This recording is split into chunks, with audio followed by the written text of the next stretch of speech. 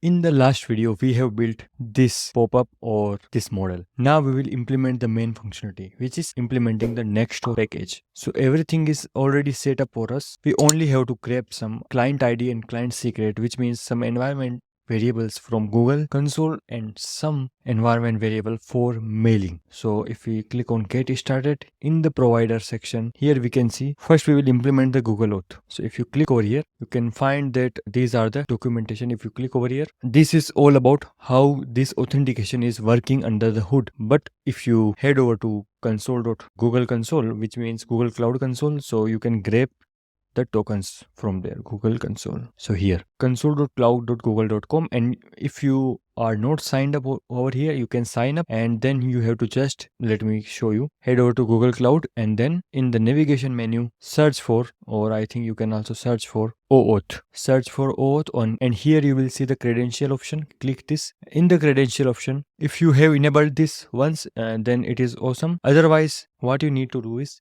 click on create credentials. So now if you click on create credential, it will ask us which credentials you want. So API key, OAuth client ID, service account, help me choose. So we need OAuth client ID. So click over here. It will ask us what is your application type. We will say our web application, and then we will name it AI Avatar. Now here we will add authorized JavaScript origin. So from where the app exists, so localhost colon 3000. So it is our HTTP. So this is our authorized JavaScript origin. And for the redirect URI, here you can find out here. So this is for the production and this is for the development. So for the production, you should remember this thing before going to production, that you have to modify the credentials on Google Cloud Console. So because we are on the localhost, that's why we are using this URI here. So click on create. It will give us now or client ID and client secret. That's all we need. So this is my client ID. I will copy it and I will go inside the env, also into env, and here I will, instead of Discord, we will be using Google, and Google client ID is this and Google client secret is this. Save this. But before using those, we have to also define our schema. We also have to define our validations. So if by mistake we deploy this project to production and the environment variables are not present, then it will throw us an error because it will be validated before building the whole bundle of our Next.js application. So instead of Discord, we are using Google. Save this, but we also have to modify here, just like that. Save. Now it will work. So now we have our Google client ID and Google client secret. Everything is ready to go. But before that, we have to configure our Next.js. So head over to API, and then auth, and in the API we have a next auth. Here we have our authentication options, which is given here inside the auth in the server. So here we can define everything. So instead of this, we will paste this and we will import this, not from, so instead of Discord provider, we need Google, and we can say Google provider, just like that. Instead of this, what we will do env dot. So you can see everything is working. So if you click on env dot, you will see the auto completion here. Currently for the database, we need some database to store the user profile or user account.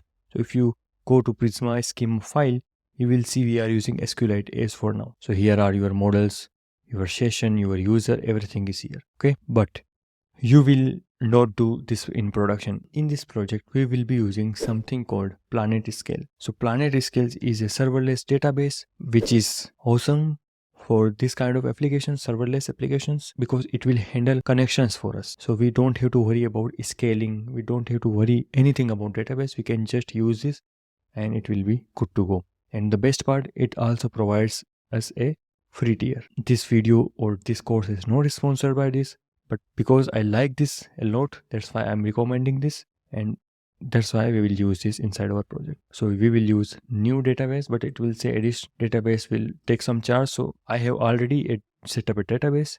I will delete this because I don't need this. This is also the database I made for the demo purpose. I will delete this, and now I will create a new database, which is AI Avatar. And you can select the nearest region from yours. I will select mine, create database.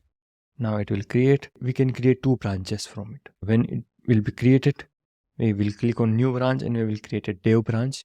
where we can do all the dev stuff, and then this will create the main branch which is for production databases. So it will take some time to initialize, and you can see when using PostgreSQL, MySQL server, uncomment the db.text annotations, because string provides limited number of characters, and if we exceed that, we have to use db text, just like that. And now we will use MySQL because PlanetScale provides us MySQL database. So because we are now developing on our local machine, we can directly use this main branch. We don't have to worry about it. So this is our, you can see this is our schema.prisma, and this is our env file. We will copy this, and inside the env we will paste this. So now we have created, and here is our db text. So each string which can go further than 200 or 150 character, then you should use db.text. Okay, so now we can remove this, and for the relation mode we will use Prisma, because MySQL don't have foreign keys or some kind of thing. That's why it recommends us to use relation mode is equal to Prisma. Now we can close this. Everything is good to go. Now what we will do, we will close this first. So here on the next documentation page, if we use the magic link email thing, so then we will need all these type of env variables which you can take from if you are using AWS. Because I am using it, AWS provides us a generous free tier, and we can use a lot of services like simple email service, and we will use S3 in this course, which is a AWS storage solution. So if you have a credit card, then you can sign up. I already have an account, so I will close this, and I already have environment variable for my SMTP server. So in the here you can see we need all these things, and we need all these things.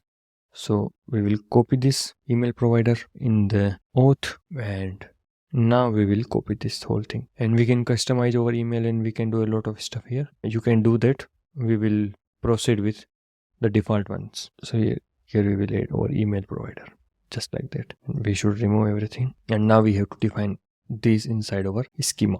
So which is server schema. Server host is set.string, then we have port set.string, then we have the user, which is also a set.string. This is for validation. It may seem hard at first sight, but you will get along with it. It is very easy, and you should not be afraid of it. Now you can save this, but we have to also define everything here. So host, port, user, password, and from. Yes, I know this is a tedious task, but we have to do this. Host, port, user, and then password, and then from. Host, port, user, password, and from. So this is how we have defined everything, and now we don't have this environment variable inside our env file. That's why it will throw us an error.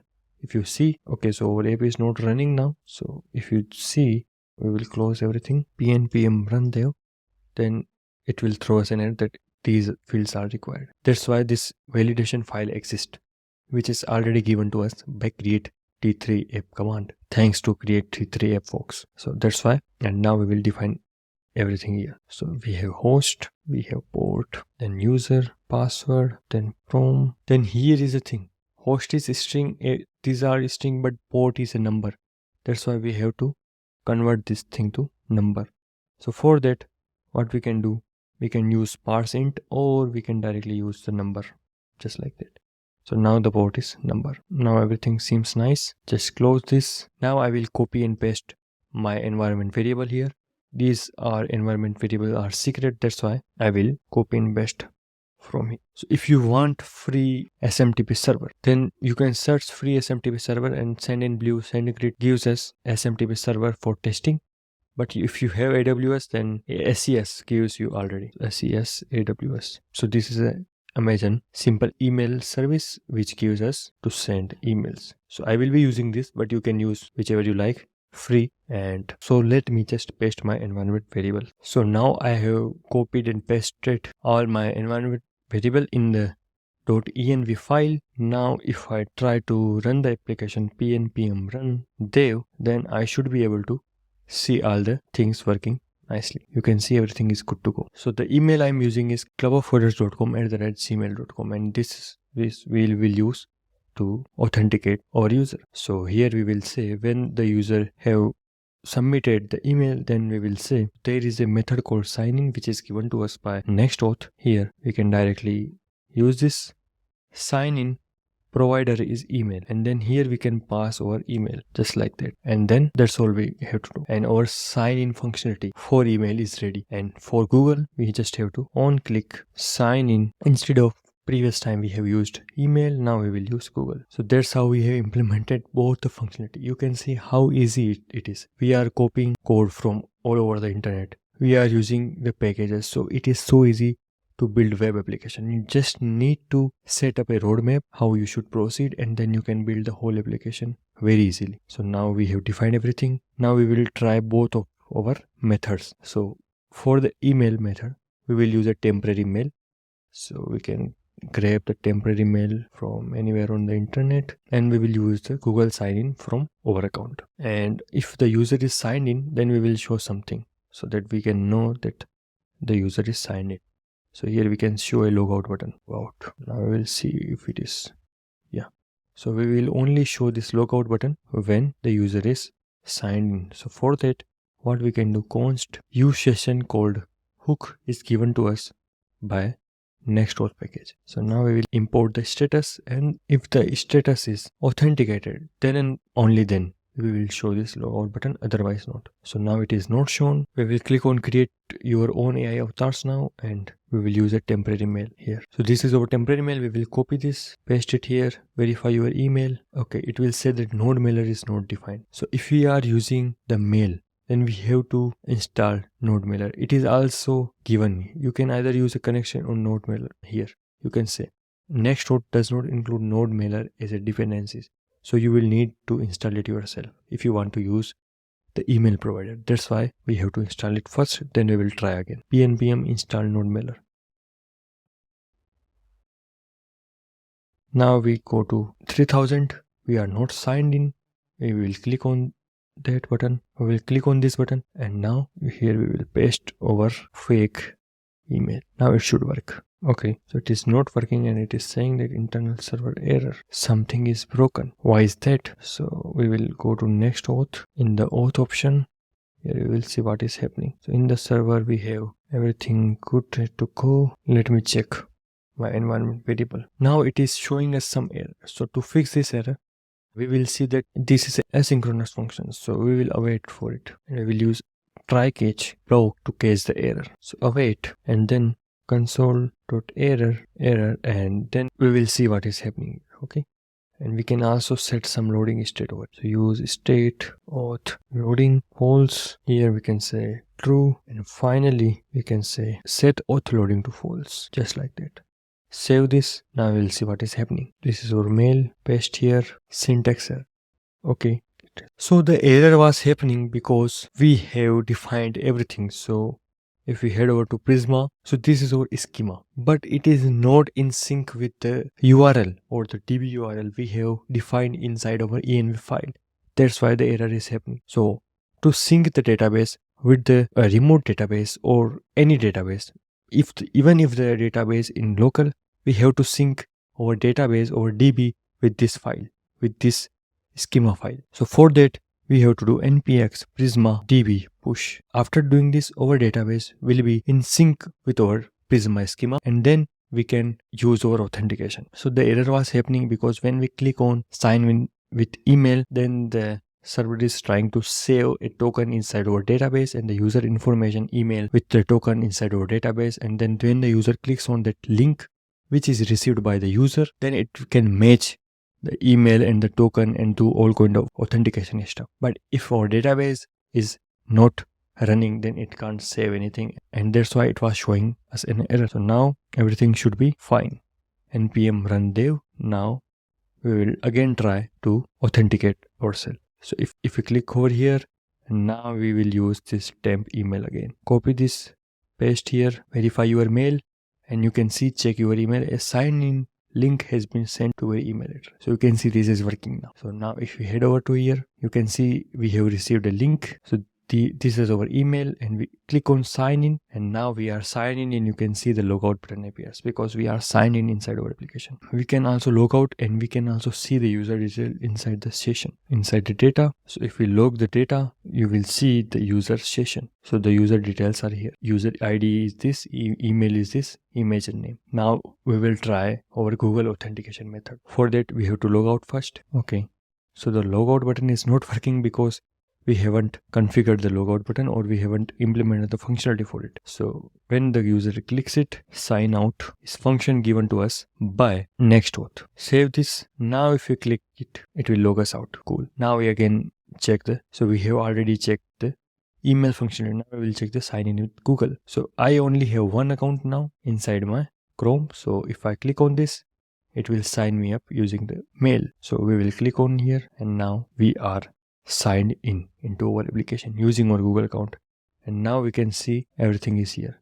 My email, my ID, name, image, everything. So this is how we have implemented two functionalities. We have set up our database using planetary scale. We resolved some errors which are happening by syncing our database. We did a lot of stuff in this video. In the next video, we will move forward with some payment stuff, and we will build more. Thank you.